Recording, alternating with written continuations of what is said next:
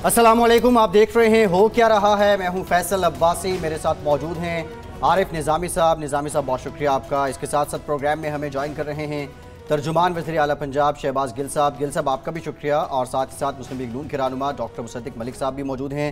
Doctor साहब, आपका भी शुक्रिया। आप दोनों शख्सियात से भी गुफ्तगू करेंगे। निज़ामी साहब, बहुत सी बातें हैं, सियासी बयानात भी जारी हैं, डील ढील का तज़किरा भी है। नवाज शरीफ साहब की बीमारी से मुतालिक भी आज ख़बरें आती रहीं, लेकिन सबसे पहले सानहा साहिवाल को लेकर बात करेंगे। लाहौर हाई कोर्ट ने इस पे आज पूछा भी कि अभी तक GIT जो है वो अपनी तफ्तीश मुकम्मल क्यों नहीं कर पाई। और अब से कुछ देर पहले शहबाज गिल साहब ने प्रेस कॉन्फ्रेंस भी की है मुतासरा जो ख़ानदान है, उनके लवाहिकीन जो हैं उनको लेकर, और जो वकला हैं मुतासरा फैमिली के, उनको लेकर भी। जी शहबाज गिल साहब, अस्सलाम वालेकुम। वालेकुम सलाम सर। ये बताइए कि प्राइम मिनिस्टर कल लाहौर आए तो उन्होंने कहा कि इस मामले में साहिवाल के एक जुडिशल कमीशन भी कायम किया जा सकता है। अपोजिशन का भी मुतालबा है, लवाहिकीन के जो में से जो खलील साहब के भाई हैं मरहूम के, उन्होंने भी यही कहा। लेकिन प्राइम मिनिस्टर के ने भी इस पर कहा। हमारे प्रोग्राम में उस दिन वलीद इकबाल साहब आए थे, वो भी कह रहे थे। लेकिन पंजाब हुकूमत इसको अपोज कर रही है। आपके जो चौहान साहब हैं उन्होंने कहा कि बिल्कुल कोई ज़रूरत नहीं है, GIT की 8-10 दिनों में रिपोर्ट आ जाएगी। क्योंकि GIT तो एक तहकीकाती अदारा है ना, और जुडिशल कमीशन एक बिल्कुल और मामला है। तो इस पे हुकूमत का स्टैंड मिलाकर है क्या? जी बहुत शुक्रिया निज़ामी साहब। अभी चंद लम्हे पहले कोई आधा घंटा पहले तकरीबन यहाँ पे जो विक्टिम फैमिली है उन्होंने यहाँ मेरे साथ एक प्रेस कॉन्फ्रेंस की है। और उस प्रेस कॉन्फ्रेंस में उन्होंने जो आज उनकी मुलाकात करवाई हमने GIT के हेड के साथ, उसमें उन्होंने GIT के हेड के साथ मुलाकात के बाद प्रेस कॉन्फ्रेंस में जो मकतूल हैं खलील साहब, उनके भाई मोहम्मद जमील साहब और मोहम्मद जलील साहब दोनों मौजूद थे, और उनके वकील बैरिस्टर एहतशाम अमीरुद्दीन साहब भी मौजूद थे। और उन्होंने, वो आपके पास रिकॉर्डिंग है, उन्होंने जो फरमाया कि उन्हें इस टाइम तक जो कुछ हुआ इस पर एतमाद है और वो आगे देखेंगे किस तरीके से इसकी चलती है। कल वो 11 बजे मिलने जा रहे हैं। उनको GIT के हेड ने जो चीज़ें उनके साथ शेयर की हैं, जो चीज़ें उनसे तो उन्होंने कहा सो फार जो कुछ हो रहा है इस पर हमें एतमाद है। कल 11 बजे वो देख के आपके साथ मज़ीद मालूमात भी शेयर कर लेंगे। और हमारा उनसे और आपसे भी ये वादा है, प्राइम मिनिस्टर साहब ने कल आके ये बिल्कुल वाज़े हमें डायरेक्शन दी हैं, और चीफ मिनिस्टर पंजाब सरदार उस्मान बुज़दार साहब की पहले दिन से वाज़े कमिटमेंट है कि इस केस में जो भी हो पाया हम वो करेंगे कानून के तकाजे पूरे करने के लिए। वो जुडिशल कमीशन हो, कुछ भी हो, अगर उसकी ज़रूरत हुई तो वो ज़रूर किया जाएगा। लेकिन इस टाइम पे जैसा कि मैंने आपको बताया कि विक्टिम फैमिली ने भी आमादगी ना सिर्फ, बल्कि उन्होंने कहा है कि जो कुछ अभी तक हो रहा है उस पर उन्हें एतमाद का है। कल 11 बजे वो मिलेंगे और मजीद आपसे अपनी राय शेयर करेंगे। तो मेरा ख्याल सो फार चीज़ें पॉजिटिव साइड पर जा रही हैं इन अ वे कि हम एज अ सोसाइटी सर। जी जी जी, so far so good. Musaddiq Malik साहब, देखिए पंजाब हुकूमत कितनी मुस्तैदी से इस मामले को की तहकीक कर रही है, लेकिन दूसरी तरफ ये ताना भी दिया जाता है आपको कि आपने जब साना मॉडल टाउन हुआ था तो PML की गवर्नमेंट तो FIR भी दर्ज करने के लिए तैयार नहीं थी। तो आपकी इसके बारे में, किसकी अपोजिशन में होते हुए हुकूमत के इस रवैये की तारीफ़ करनी चाहिए आपको? देखिए आरिफ साहब, पहले भी 2 FIRs दर्ज की गई थी। पहली FIR पुलिस ने करवाई थी और फिर लवाहिकीन ने करवाई थी। इस मरतबा भी 2 FIRs दर्ज की गई हैं। एक FIR पहले दर्ज की गई थी और फिर दोबारा से एक FIR दर्ज की गई है। तो इस वजह से चलिए, ये बात तो मैं समझता हूँ कि पुलिस के जो लोग मौके पे मौजूद होते हैं, बड़ा सानहा हो जाता है, वो फौरी तौर पे एक फ़र्स्ट इन्फॉर्मेशन रिपोर्ट जमा करवा देते हैं, और उसके बाद ये दूसरी इन्फॉर्मेशन रिपोर्ट आ जाती है जो वर्षा की तरफ से। तो ये इस बात का तो एहतराम किया जाना चाहिए और एहतराम किया जाता है। लेकिन मेरा ज़ाती ये ख्याल है कि हमारे यहाँ जब एक्स्ट्रा जुडिशल किलिंग होती है, बिलखसूस जब इस तरह सड़कों के ऊपर बच्चे जो उनको कत्ल किया जाता है, और तो फिर उस वक्त, और ये कहा जाता है कि हसास इदारे जो हैं उन सब से मुशावरत के बाद ये ऑपरेशन किया गया था, तो फिर यकीनी तौर पे वो तमाम सबूत और शवाहिद मौजूद होने चाहिए जिनसे ये साबित हो कि वाकई यहाँ पर दहशतगर्द मौजूद थे और दहशत गर्दों की मौजूदगी में को मद्देनज़र रखते हुए एक ऑपरेशन किया गया जिसके अंदर कुछ थोड़ी सी ख़राबी हो गई। आपने देखा कि हुकूमत के जो बड़े लीडरान हैं उन्होंने प्रेस कॉन्फ्रेंस भी की और इस बात पे मुसर रहे कि ये दहशत गर्द थे जिनके ऊपर फायरिंग की गई। फिर आपने ये भी देखा, ये कहा गया कि नहीं हमने तो फायरिंग की नहीं है, फायरिंग तो वो मोटरसाइकिल वाले थे जिन्होंने की और उसकी वजह से वो तमाम लोग मर गए या शहीद हो गए। तो मेरे ख्याल में वो तमाम सबूत और शवाहिद जिनकी वजह से इस तरह का अंदोहनाक एक एक्स्ट्रा जुडिशल किलिंग का वाक़या हमारे सामने आया है, वो शवाहिद अब लोगों के सामने ले आने चाहिए ताकि लोगों का तज़ब्ज़ुब और इज़्तिराब जो है वो थोड़ा ख़त्म हो जाए। ये मेरा ख्याल है हुकूमत का फ़र्ज़ है। हुकूमत ने पहले भी मैंने गिल साहब के साथ 1-2 प्रोग्राम्स किए हैं जिसमें गिल साहब ने कहा कि हमें जैसे जैसे ख़बरें मिलती रही, जो ख़बरें मिलती रहीं इदारों की तरफ से, वो हम आवाम के सामने पेश करते रहे। ये बात इनकी बिल्कुल ठीक है, लेकिन अब ये इदारों के सरबराह हैं, ये हुकूमत चला रहे हैं, तो जब इदारा गलत ख़बर देता है ये तो उसकी ज़िम्मेदारी इदारे पर भी है और उस वज़ीर के ऊपर भी है जो उस इदारे का सरबराह है। तो मैं समझता हूँ कि अब आगे बढ़ते हुए पुरानी बातों को छोड़ें, वो आगे बढ़ते हुए अगर जुडिशल कमीशन एक अच्छा फोरम है, अगर लोगों को उस पर एतमाद है और उसके ज़रिए ये कभी फायरिंग मैंने की, कभी मोटरसाइकिल वालों ने की, कभी वो ऐसे लगता है कि खुद ही गालिबन मर गए, इस तरह की तमाम जो चीज़ें हमारे सामने आ रही हैं इनमें एक ठहरा।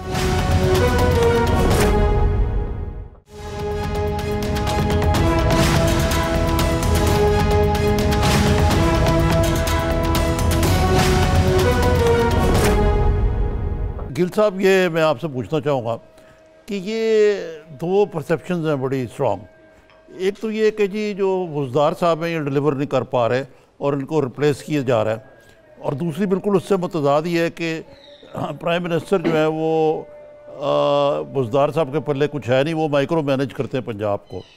तो इन दोनों परसेप्शंस की वजह क्या है? ये क्यों आम तौर पे ये प्रोपेगेंडा किया जाता है? मुझसे तो बाज़ लोग पूछते हैं जी आप खबर बताएं कि बुज़दार साहब को कौन रिप्लेस कर रहा है। मैंने कहा यार फ़िलहाल तो मुझे कोई ऐसी सूरत हाल नज़र नहीं आती, लेकिन परसेप्शन बदकिस्मती से बनती जा रही है। जी निज़ामी साहब, ये बहुत अच्छा सवाल है आपका, क्योंकि ये बिल्कुल आप बिल्कुल बजा फरमा रहे हैं कि ये परसेप्शन बनाई जा रही है बहुत सारे जगहों के ऊपर, और ये बड़ी अनफॉर्चुनेट है। उसकी वजह ये है कि हम एक तो हमारे यहाँ कॉलोनियलिज्म का इम्पैक्ट है कि हम पार को एक जगह पे यकजा देखना चाहते हैं, पार को अब्यूज़ करते हुए देखना चाहते हैं, और जो शख्स पार को अब्यूज़ करता है हम उसे अच्छा एडमिनिस्ट्रेटर समझते हैं। अच्छे एडमिनिस्ट्रेटर की हालत यह है कि जब शहबाज शरीफ साहब ने सूबा छोड़ा तो तकरीबन 97 अरब रुपए के, उसमें से 56 अरब के चेक बाउंस हुए थे, 41 अरब के जो थे वो स्टेट बैंक की क्रेडिट लाइन ओवर यूज हुई थी। आपके सामने है 475 बेड का हॉस्पिटल जो है वो 22 अरब में बना, जो कि 4 से 5 अरब में इतने बेड का हॉस्पिटल बनता है। आपके सामने है कि 1648 मिलियन की ऑरेंज ट्रेन बनाएगी, जिसमें से 9 बिलियन के जो पुल तोड़ दिए, सड़कें तोड़ दी, पाइप तोड़ दिए, वो इस सूबे को दिए गए। 3 बिलियन और तो मेरा कहने का मतलब यह कि लोगों को आदत पड़ी हुई है उस तरह की एडमिनिस्ट्रेशन देखने की, हमारे बहुत सारे मीडिया में दोस्तों को, और ऐसे दोस्त जो ये राय बनाते हैं उन्हें एक शरीफ आदमी जो एक नॉर्मल मतवसत फैमिली से आया, मतवसत का मतलब मैं ये नहीं कह रहा कि गरीब फैमिली से आए, लेकिन एक नॉर्मल फैमिली से आए, जिस फैमिली से आप नहीं सोच सकते मतलब आप कह रहे हैं किला मजबूत है, वो वजीर आला बनेंगे। किला मजबूत है जी बिल्कुल है, और वो हमारे चीफ मिनिस्टर हैं और इंशाल्लाह हम डिलीवर करेंगे। हाँ, एक बात जरूर है, एक बात डिफरेंट है यहां पे जो समझने की है कि अगर आप पंजाब का या पाकिस्तान का आइन देखें तो यहां पे वुज़रा के अपने अपने रोल होते हैं। आपको पहली दफा वुज़रा खुद से चीजें करते देखते हैं। आप तो बहुत सीनियर हैं, आपको तो सबका पता होगा, सबकी दादे नाने का भी पता होगा, लेकिन आपके जो एंकर हैं ये काफी मेहनती आदमी हैं। मैं इनको 10 सेकंड या 15 सेकंड देता हूं कि ये राणा मशहूद साहब ने किस चीज में मशहूरी पाई थी वो तो हमें पता है, और राणा सनाउल्लाह साहब ने किस चीज में मशहूरी पाई उनका भी हमें पता है। तो उन दोनों को छोड़ के ये मुझे पंजाब के 5 वुज़रा के नाम दे दे, हालांकि ये बड़े कंपिटेंट जर्नलिस्ट नहीं होंगे इनके पास नाम। तो इस दफा मेरा इम्तिहान लेना चाह रहे हैं गिल साहब, लेकिन मुझे ये बता दें मैं कोई और बात कर रहा हूं। गिल साहब ये बता दें, बुज़दार साहब आपने कहा शरीफ इंसान है, मानते हैं वो शरीफ हैं, लेकिन इसके साथ साथ वो नादान भी बहुत हैं। वो खलील की फैमिली से, उनके बच्चों से ताज़ियत के लिए जाते हैं, साथ फूल ले जाते हैं, उसके बाद वो आईजी साहब से मुसाफिया करना होता है कहते हैं अभी डिसिप्लिन कोर्स मैंने नहीं किया। खैर शॉर्टली ये बता दें, आज एक बड़ा अच्छा इनिशिएटिव आपकी गवर्नमेंट का है, हेल्थ कार्ड प्राइम मिनिस्टर ने अनाउंस किए हैं इस्लामाबाद और फाटा में। केपी में बड़े अच्छे उसके रिजल्ट्स आए थे। ये बता दें ये डाटा जो है कुछ इल्म है आपके कि क्राइटेरिया क्या है, फार्मूला क्या है, किस तरीके से ये 7 लाख खानदान पिक एंड चूज किए गए? जी मैं बताता हूं जी। पहले तो आपके पहले सवाल का, अगर वो आईजी साहब के साथ जो मुसाफे का है, वो अगर आप पूरा क्लिप देखें तो वो 1 सेकंड के लिए वो चुके। मैंने देखा आईजी साहब 2 मीटर तक आगे गए हैं, फिर उन्होंने मुसाफा किया है। जी जी मैंने देखा। और ये होता है, और ये हम सबके साथ जिंदगी में होता है, उनके साथ भी हुआ, कोई अकले कुल नहीं होता। दूसरा आपने कहा कि वो नादान है, चलें वो लफ्ज आप इस्तेमाल कर सकते होंगे। मैं पूछ रहा हूं आपसे, मीडिया पे थप्पड़ मारने तक के लफ्ज इस्तेमाल हुए। नहीं, मैं पूछ रहा हूं आपसे, यहाँ तो आपकी तो मेहरबानी, आप नादान, आपकी मेहरबानी, आप तो नादान पे रुक गए, यहां तो थप्पड़ मारने तक की आरजुएं हैं लोगों की। तो ये एक बुग्ज है, बायसनेस है अगेंस्ट साउथ, जहां के लोग सटल हैं, सॉफ्ट हैं। मैं भी नॉर्थ का हूं और हम या सेंटर का हूं आप कह लें, तो हम लोगों से बर्दाश्त नहीं हो रहा एक सटल सॉफ्ट बंदा, मुहज्जब आदमी। और हम ऐसी बातें, हालांकि आप मुझे बताइए जब कोई भी प्रेसिडेंट और प्राइम मिनिस्टर बनता है तो आपको क्या लगे, या एंकर बनता है पहले दिन बंदा, या प्रोफेसर बनता है, तो वो जॉब पे ट्रेनिंग लेता है ना। तो जॉब ऐसी होती है कि on the job he training होती है, उससे पहले नहीं हो सकती। अब जब ओबामा प्रेसिडेंट बने थे तो उनको पहले नहीं पता था प्रेसिडेंट क्या होता है, वो प्रेसिडेंट बन के ही सीखा होगा प्रेसिडेंट क्या होता है। ऐसे ही बुज़दार साहब ने भी चीफ मिनिस्टर बन के सीखा। हाँ, एक बात जरूर है, सिर्फ आखिरी पॉइंट निजामी साहब, सिर्फ एक पॉइंट सर, निजामी साहब एक लेजेंड है। ये लास्ट पॉइंट सर, एक point sir, last point sir, मेरी बात सुन लीजिएगा। सिर्फ और सिर्फ एक फैमिली में लोग पहले से सीखे होते हैं, और वो होता है जिनका फैमिली लिमिटेड बिजनेस हो, उनको अपने बिजनेस का पहले से पता होता है। या आप शरीफों की और जरदारियों की औलाद हो तो आप पहले से ही प्राइम मिनिस्टर होते हैं, पहले से ही चीफ मिनिस्टर होते हैं, आप पहले से ही सारा कुछ करते हैं। तो सिर्फ ये होता है, ये होता है। बाकी मेरे जैसे आम लोग तो जॉब पे सीखते हैं। काफी ताने सुन लिया आपने, बात हमने कुछ और की थी, कहीं और निकल गई। ये बात तो उनकी ठीक है, ये कहते हैं कि मौरूसी सियासत में नहीं है, बुज़दार एज ए न्यू कमर, और इसलिए उस पर अटैक हो रहा है। आप क्यों इतने हसद करते हैं एक नए आदमी से? नहीं, हमें कोई हर्ज नहीं है जी, आप इनसे पूछ लीजिए। अभी तो ऐसा बज़ाहिर ऐसा लगता है कि या तो गिल साहब का ये तरीक़ाकार है कि सवाल कुछ भी पूछा जाए, या इनके आसाब के ऊपर शहबाज शरीफ साहब सवार हैं। आप कोई भी इनसे सवाल पूछें, आप पूछें आपका क्या हाल है, वो बोलेंगे पहले मैं आपको ज़रा शहबाज शरीफ का बताऊं। आप अपना ही बता दें, हाल तो बड़ा अच्छा है। आपसे पूछा जा रहा है कि अगर 6 महीने में 60 महीने का आपका कुल मैंडेट है, जिसमें से 6 महीने गुजर चुके हैं, आप देख लीजिए आपने आज तक क्या किया है, उस कारकर्दगी के ऊपर तबसरा कर दें। शहबाज शरीफ साहब मुझे पता है आपके आसाब पे सवार हैं, वो कुछ देर और रहेंगे, लेकिन इंशाल्लाह काम पे 3-4 साल में तो सीख ही जाएंगे कि कैसे काम किया जाता है। तो फिर आप हो सकता है शहबाज शरीफ साहब डॉक्टर साहब आपसे मजीद भी बात करेंगे। गिल साहब आप बता दें, अभी तो बिजली की कीमत आपसे सेहत से मुतालिक जो खबरें आ रही हैं, आज फयाजुल हसन चौहान साहब ने भी कहा उनकी तबीयत ठीक है, नीयत खराब है, लेकिन फैक्चुअल क्या हालात क्या हैं, जो रिपोर्ट्स आई हैं उससे मुतालिक क्या खबरें हैं? देखिए आपके पास वो रिपोर्ट्स आई होंगी, 3 बोर्ड बन चुके हैं। गिल साहब से हुकूमती मौक़िफ़ ले लेते हैं डॉक्टर साहब की। जी गिल साहब, जी नवाज शरीफ साहब की हेल्थ के ऊपर मैं उनके लिए दुआगो हूं कि अल्लाह मियां उन्हें सेहत अता फरमाए, और जितने भी बीमार हैं उन सबको अल्लाह मियां सेहत अता फरमाए। तो सेहत के ऊपर कोई लंबी बात करना वो मुनासिब नहीं है, मेरा ख्याल है। अल्लाह मियां उन्हें सेहत दे। लेकिन जो मेरे दोस्त कह रहे हैं कि शहबाज शरीफ मेरे असाब पे बिल्कुल बहुत ज्यादा, बहुत दफा मैं रात में उठता हूं तो मुझे होता है कि क्या करके गए हो इस सूबे के साथ। बहुत ज्यादा 55 अरब की घर की दीवार बनाई पूरे। आप जब भी सिक्योरिटी की दीवार बनाते हैं ना, तो जिस हिस्से में रहते हैं वहां कंक्रीट की दीवार बनाते हैं। पूरे जितनी इनकी स्टेट थी उसकी 55 करोड़ की बनाई। घर के टिश्यू पेपर तक पब्लिक देती थी। इनके खानदान के ईद के दिन के खाने के पैसे यहां फाइल्स में हमारे पास डॉक्यूमेंट पड़े हैं, वो तक जो है वो पंजाब गवर्नमेंट पे करती थी। 2050 की सिक्योरिटी थी बुज़दार साहब 60 की। मेरे बिल्कुल वो असाब पे हैं। 4 उनके कैंप ऑफिसेस थे, 55 लाख रुपया महीने का दफ्तर का खर्चा था। मेरे असाब पे क्यों ना वो सवार हूं। आपको नहीं लगता, आप जाके किसी से पूछें जिनके मुल्क पे किसी ने चढ़ाई की होती है, सदियों तक लोगों को वो याद रहती है, खून जैसी। आज तक लोग ततारियों को याद करते हैं। आप यकीन रखिए अगले 100 साल भी शरीफ लोगों की असाब पे रहेंगे सवार। जो कुछ अभी तो लोगों को पता नहीं वो करके क्या गए हैं। अभी तो जैसे जैसे पता लगेगा जो हालात हो गए हैं, आखिरी दिन में 300 अरब रुपए आप खर्च करके गए हैं, 100 अरब के टैक्स माफ कर दिए, दूसरी चीजें करके गए। तो मेरे भाई आप कह रहे हैं कि सवाल कोई और पूछा जाता है, जवाब और देते। सवाल उन्होंने पूछा था कि बुज़दार साहब पर अटैक क्यों होता है, आपने कहा आपसे सवाल यह पूछा गया कि आपने 6 महीने में क्या किया। आप खुद ही अपने हालात देख लें कि असल में आपको जल्दी लगी हुई, क्योंकि आपको पता है हमने कर देना है और आपकी नस्लों की छुट्टी हो जानी है जो फैमिली बनी हुई है। बहुत शुक्रिया शहबाज गिल साहब, बहुत शुक्रिया, शिकागो से आए हैं, आप कॉम्पिटेंट आदमी, लेकिन आपकी बारी नहीं आ सकती वहां पे। कुछ नहीं होगा, पंजाबी में कहते हैं गल पे टोल बजाना ही पैंदा है। एक ब्रेक लेने के बाद वापस आएंगे तो नवाज शरीफ साहब की सेहत से मुसद्दक साहब से इन बातों का भी जवाब, जी इन बातों का जवाब भी लेंगे। नवाज शरीफ साहब की सेहत से मुतालिक भी बात करेंगे हमारे साथ।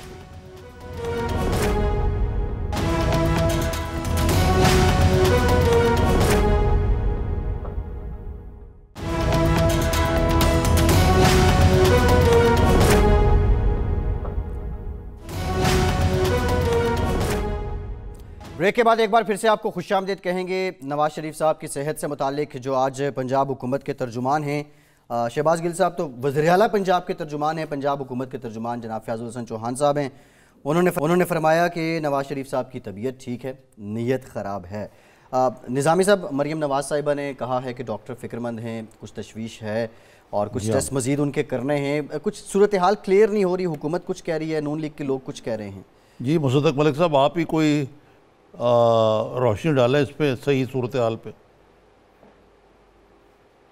जी निज़ामी साहब, आपको मालूम है, खैर PMLN के पास तो कोई ऐसी महारत नहीं है कि हम इस पे तबसरा कर सकें, लेकिन आपको मालूम है कि अब तक 3 बोर्ड बन चुके हैं। हालांकि तीनों बोर्ड हुकूमत ने बनाए हैं, इस वजह से पहले अगर एक हुकूमत बोर्ड बनाती तो दूसरा बनाने का कोई जवाज़ नहीं, दूसरा बनाती तो तीसरा बनाने का जवाज़ नहीं, मगर अपेरेंटली पहला बोर्ड बनाया गया जिसमें सर्विसेज हॉस्पिटल और जिना हस्पताल के जो मुआलिज थे उनका बोर्ड था। मेरा ख्याल है कि जो प्रिंसिपल थे वो इस बोर्ड के चेयरमैन थे और उन्होंने गालिबन ये तजवीज़ पेश की कि उनकी सेहत बहुत ज़्यादा ख़राब है, उनकी गुर्दे की बीमारी जो है वो बहुत ज़्यादा बढ़ गई है और दिल की तकलीफ़ है, दिल का आर्जा है, उनको वो दिल का दर्द जो है वो एक फरावानी के साथ हो रहा है, तो इनको हस्पताल मुंतकिल किया जाए। बजाय हस्पताल मुंतकिल करने के एक और बोर्ड बना दिया गया जो पंजाब इंस्टीट्यूट ऑफ कार्डियोलॉजी का था, वो भी गालिबन 4 प्रोफेसर्स का बोर्ड था। उस बोर्ड ने भी यही तजवीज़ पेश की।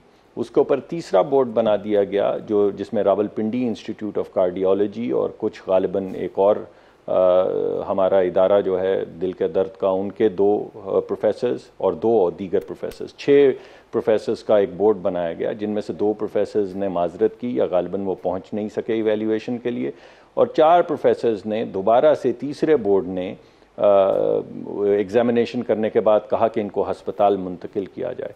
आप ये देखिए कि इस 1 महीने के अरसे में जब एक बोर्ड ने अपनी तजावीज़ पेश कर दी थी, तो आप अपने खुद सोचिए कि अगर एक शख्स को हस्पताल जाने की ज़रूरत है और दिल का आर्जा है तो उसको डिले करने से क्या उसके निकल सकते हैं नतीजे।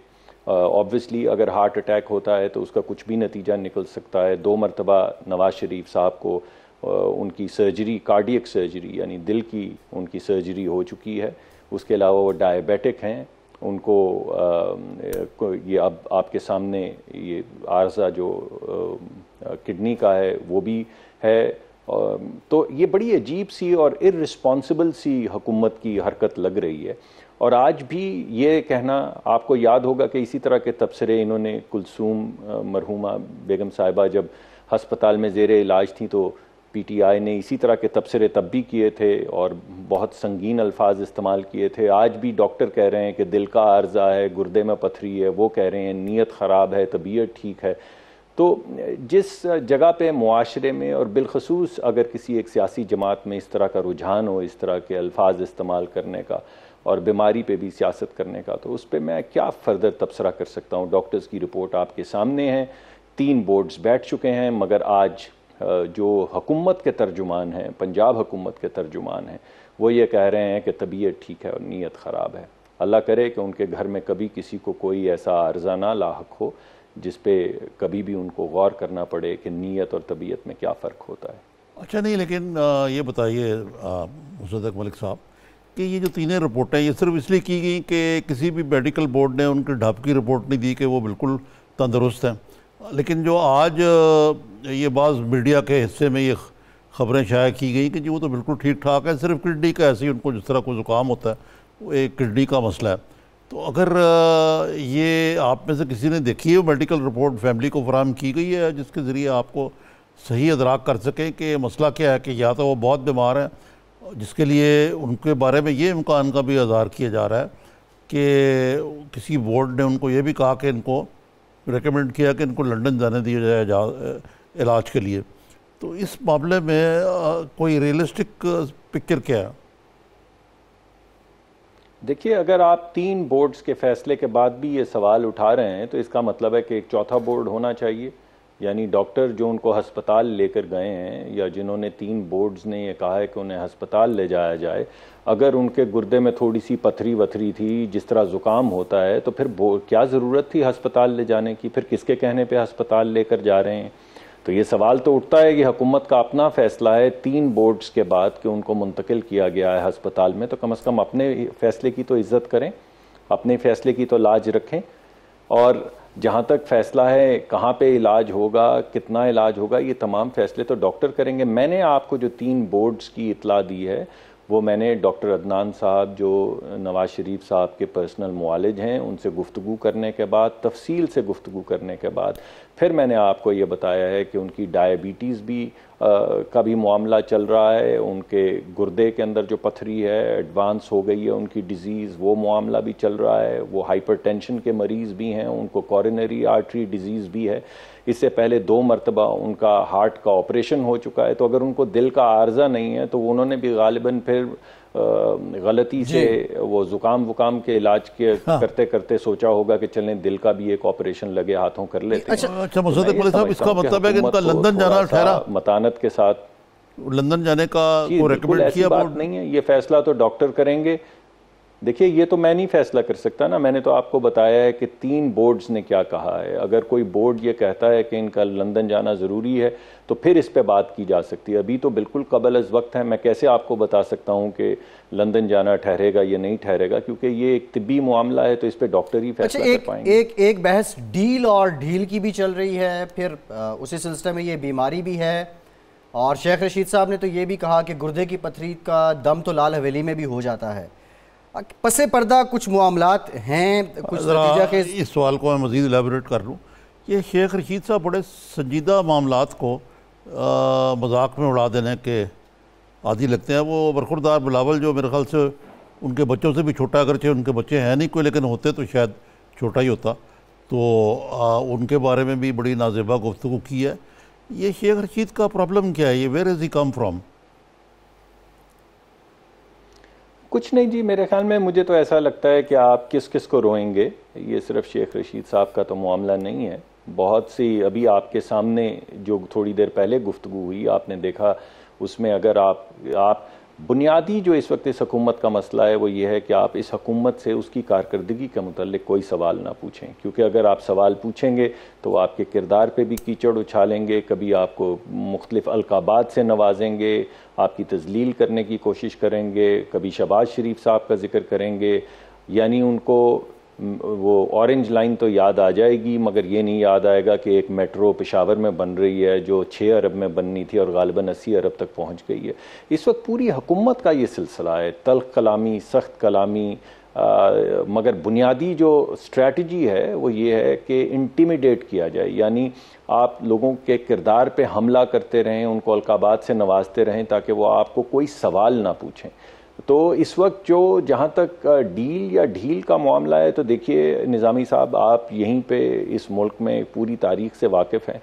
अपनी जवान बेटी को सज़ा होने के बाद अगर डील ही करनी होती या ढील ही लेनी होती तो लंदन में रहते। इससे पहले भी तमाम सियासी जो हमारे रहनुमा हैं उन्होंने एग्ज़ाइल में 10-10 साल तहरीक चलाई है, 5-5 साल तहरीक चलाई है। तो अगर उनको मालूम था कि उनको सज़ा हो गई है और उन्हें जेल में डाल देना है और सिर्फ मकसद बाहर निकलना, लंदन ही जाना होता, तो लंदन से आने की क्या ज़रूरत थी? ये सवाल तो किसी ना किसी को इस पर गौर करना होगा। वो यहाँ पर आए हैं, अदालतों में भी जा रहे हैं, वकला मुकदमा भी पेश कर रहे हैं, जेल की सोबतें भी बर्दाश्त कर रहे हैं। अब अगर सेहत की वजह से हुकूमत ही ने फैसला किया अपने बोर्ड पे कि उन्हें हस्पताल मुंतकिल कर दिया जाए, तो आप वापस भेज दीजिए जेल में, और मैं क्या कह सकता हूँ इसमें। नहीं, इसलिए ये मामला चल रहा है मुसद्दिक मलिक को। माजी ऐसा है कि 99 में जब मुशर्रफ ने कू किया तो उसके बाद एक साल 2000 में एक खामोशी से डील हुई और पूरी मियां नवाज शरीफ फैमिली समेत शहबाज शरीफ और वालिद साहब के वो सऊदी अरेबिया के में डील करके चलेगी 10 साल। तो शायद लोगों को खदशा है कि अब फिर ऐसा हो जाए। और फिर दूसरा जो खदशात को शायद इसलिए तो तकवीत मिलती है कि मियां नवाज शरीफ साहब कोई शेर पढ़ देते हैं कभी कोई मजाक कोई जोक के ज़रिए कर देते हैं, लेकिन वो बिल्कुल तबसरा आराई नहीं करते मौजूदा हालात पर ठोक के। और मोहतरमा मरियम जो कि उनसे भी ज़्यादा हार्ड लाइनर थी, वो बिल्कुल खामोश हैं। तो लोग इस ऐसे कलाबे मिला रहे हैं, जिसके लिए मतलब ये खाली शेख रशीद की बात नहीं है, ये कुछ ज़मीनी हक़ाइक़ भी इस किस्म के। देखिए, आपने दो अहम नुकात जो हैं वो उठाए हैं, जिसमें एक पे तबसरा करना थोड़ा आसान है। पहला वाला जो आपका नुक्ता था, अभी इस वक्त तो मुल्क के अंदर बज़ाहिर कोई डिक्टेटरशिप नहीं है, मगर आप ये जानते हैं कि अगर आप एक किसी डिक्टेटर, किसी आमिर के दौर में हो और आपको एक ख्याली चीज़ के ऊपर सज़ा उम्र कैद दे दी जाए और आप वहाँ बैठे हों जेल में और आपकी सेहत भी ख़राब हो वगैरह वगैरह, तो आप एक डिक्टेटर के सामने क्या कर सकते हैं? आप जेल काटने के बाद अगर चले जाते हैं, और मैं उस वक्त सियासत में नहीं था, इस वजह से मुझे नहीं मालूम वो तमाम मुहर्रकात क्या थे, और ना मैंने वो तफसील से, जिस आप किसी डील का जिक्र कर रहे हैं, मैंने वो उस डील के भी कोई कागजात नहीं देखे, लेकिन मैंने सुन रखा है इन तमाम बातों के मुतल्लिक। लेकिन एक फौजी डिक्टेटर के सामने आपकी क्या चलती है? अगर किसी को भी उठाकर जेल में डाल के 100 साल की सज़ा दे दी जाए या 25 साल की सज़ा दे दी जाए, तो वो क्या कर सकता है उस ताकत के आगे? लेकिन इस वक्त तो ऐसा कोई निज़ाम बज़ाहिर नज़र नहीं आ रहा। इस वक्त तो इलेक्शन है, हमारे एतराज़ात ज़रूर हैं इलेक्शन पे, लेकिन बहरहाल हमने जाके ओथ लिया है, असेंबलियों में बैठे हैं और पार्लिमानी तरीके से अपोजिशन का रोल अदा कर रहे हैं। इस वजह से इस वक्त तो वो हालात नहीं हैं जिन हालात का आपने जिक्र किया था। दूसरे, जिस सानहे से गुज़रे हैं नवाज शरीफ साहब, बेगम साहिबा के इंतकाल के बाद, और ऑब्वियसली वो अशार भी जो पढ़ते हैं उससे आपको अंदाज़ा होता होगा कि उनका दिल गालिबन बोझल है अभी भी, और जिन सऊबतों से वो गुज़र रहे हैं, तो उसमें इस वक्त हमारी पार्टी, तो उनका थोड़ा सा आपको ये उसको मद्देनज़र रखना होगा, मियां नवाज शरीफ साहब के लिए भी और मरियम साहिबा के लिए भी। दूसरा जो एक अहम नुक्ता है वो ये है कि हमने इस वक्त सड़क के ऊपर निकल के, पहले जब वो बहुत ज़्यादा हम सड़क के ऊपर तहरीक चला रहे थे, आपको याद होगा GT रोड भी के ऊपर तहरीक चली, उसके बाद जलसे होते रहे पूरे मुल्क में। वो इलेक्शन ईयर था, उस वक्त एक मुकम्मल तहरीक चल रही थी, उस वक्त बाहर निकल के ये तमाम बातें लोगों को मोबिलाइज करने के लिए ज़रूरी थी कि ये बातें की जाएं। अब तो इलेक्शन हो चुके हैं, अब तो हुकूमत बन चुकी है, हम ओथ ले चुके हैं, तो इस वक्त अगर आप ये समझें कि हम दोबारा सड़क के ऊपर क्यों नहीं आ रहे, तो ऑब्वियसली इस वक्त नहीं है।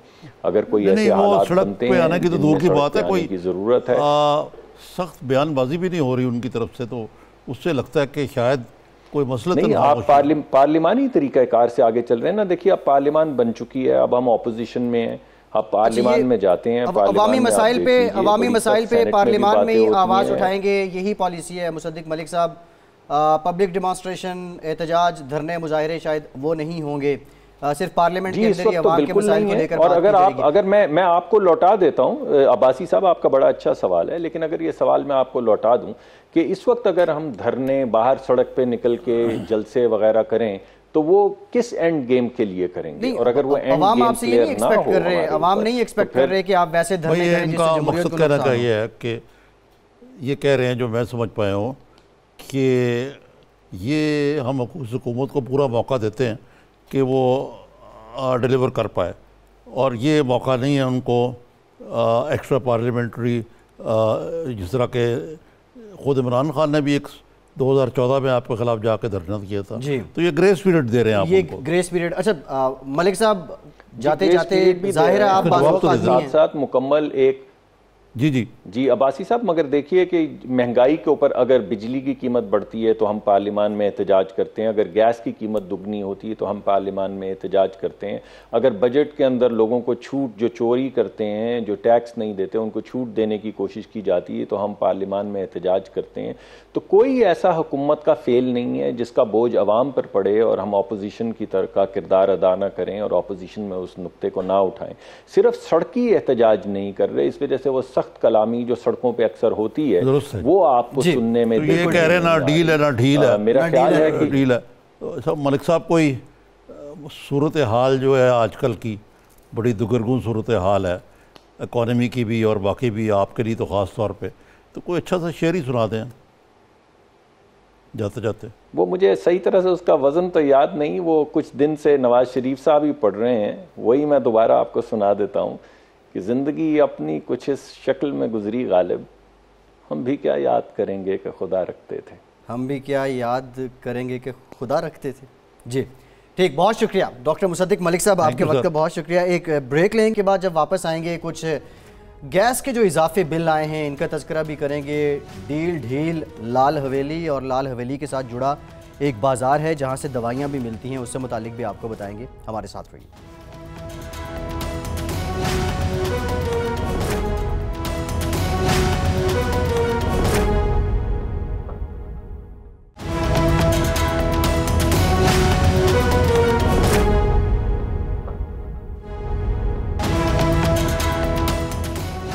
ब्रेक के बाद एक बार फिर से आपको खुशामदीद कहेंगे। निज़ामी साहब, एक तो ये डील ढील की बातें, फिर दम दरूद की बातें भी शुरू कर दी हैं शेख रशीद साहब ने।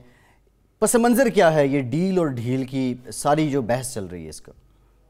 देखें, अभी ये मुसद्दिक मलिक साहब से बात हुई है, वो उस बात का उन्होंने जवाब नहीं दिया सही कि डील और ढील का थोड़ा सा पस मंज़र है कि 99 में जब मियाँ नवाज शरीफ की गवर्नमेंट जो है उसको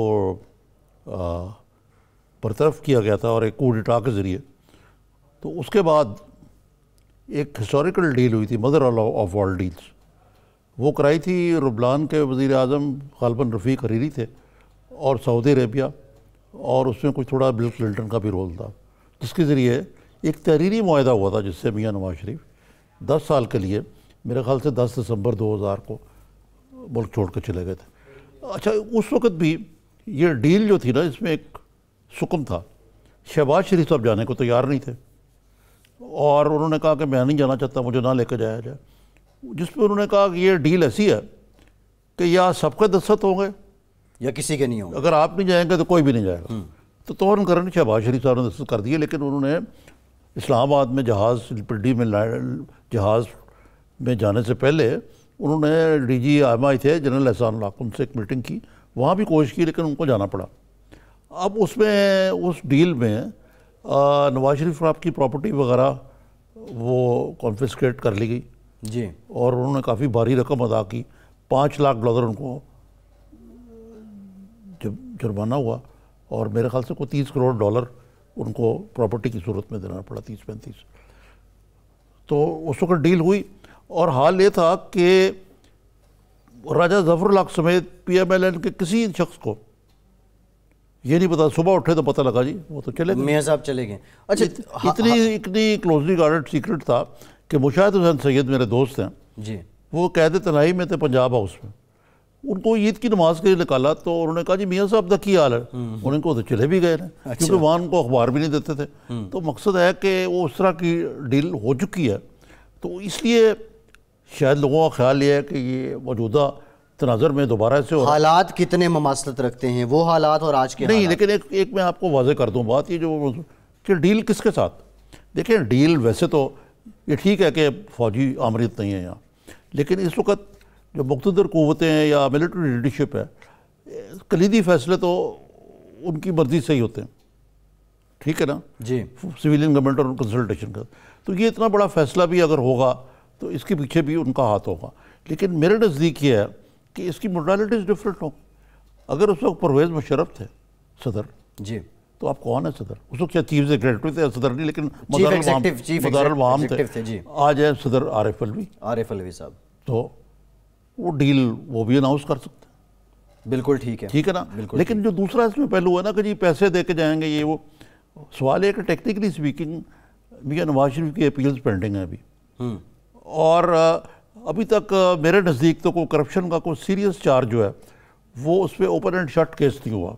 ठीक है ना जी। वो एक तो कामा के ऊपर डाला, उनको फारिग किया गया, फिर जो उनको सज़ा मिली है एक में तो क्विट कर दिया गया।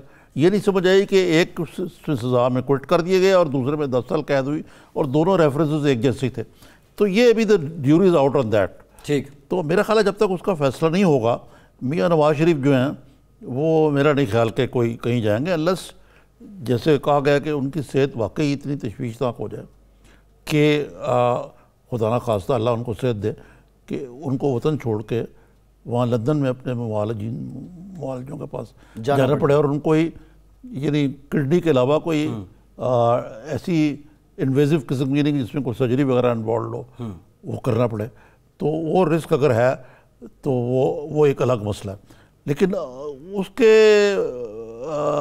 बावसफ अगर मियाँ साहब चले भी जाएंगे जी तो ये डील वाली बात जो है लोग कहेंगे लो जी हम ना कहते थे। अच्छा, ये आपने बड़ा मुफस्सल और बड़ा जो हिस्टोरिक इसका बैकग्राउंड है निज़ामी साहब वो भी बताया। मुशीर तिजारत अब्दुल रज़ाक दाऊद साहब अनोखी मंतक उन्होंने पेश की है कि डिस्कॉन में मेरे शेयर ज़रूर हैं लेकिन ये मफद टकराव नहीं है।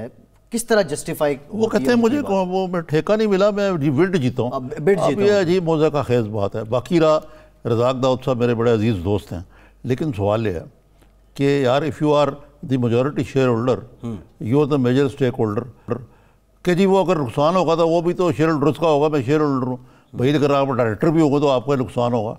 सवाल ये है कि अगर आप डेस्कॉन के जो शेयर्स हैं आपने किसी ब्लाइंड ट्रस्ट पर रख दिए, आपको पता है ना अमेरिका में क्या होता है ऐसे सूरत, एक ब्लाइंड ट्रस्ट पर रख दिए जाते हैं कि जी हमारा आप कोई तल्लक नहीं उस, जब शेयर आपके नाम है, आप उसके बेनिफिशरी हैं, आपकी फैमिली मेजॉरिटी शेयर है, तो फिर आप कैसी बातें करते हैं?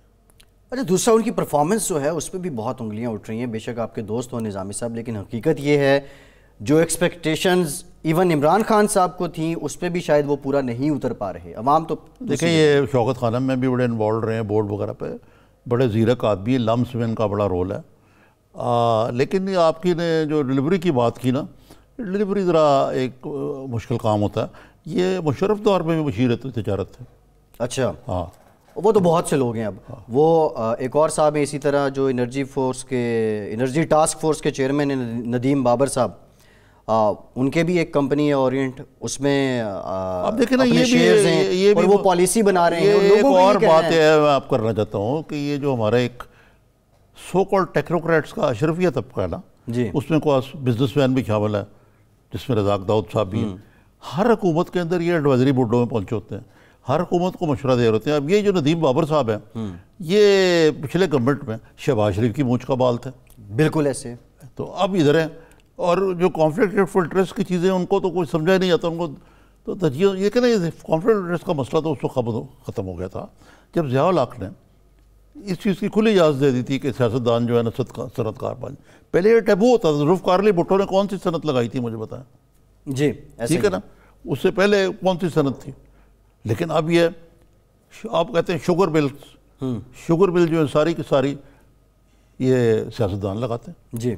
दुनिया भर में शुगर का कसाद है, बाजारी हमारे यहाँ ये सब्सिडी दी जाती है उसको। लास्ट बता दें, शेख रशीद साहब ने कहा कि लाल हवेली में दम होता है, गुर्दे की पथरी बहुत जल्द अफाका हो जाता है। वैसे उनके लाल हवेली के साथ एक बोर्ड बाज़ार भी है जहाँ किलों में मिलती हैं तोल के, इस पर क्या कमेंट करेंगे? ये तो आपने जो सवाल में ही जवाब दे दिया, क्या कमेंट करना इस पर। शेख रशीद की हर बात का जवाब देना ज़रूरी नहीं है। ठीक है, बहुत शुक्रिया आरिफ निज़ामी साहब, आपका बहुत शुक्रिया। अपना फीडबैक ज़रूर दीजिएगा। फैसल अब्बासी को इजाज़त दीजिए।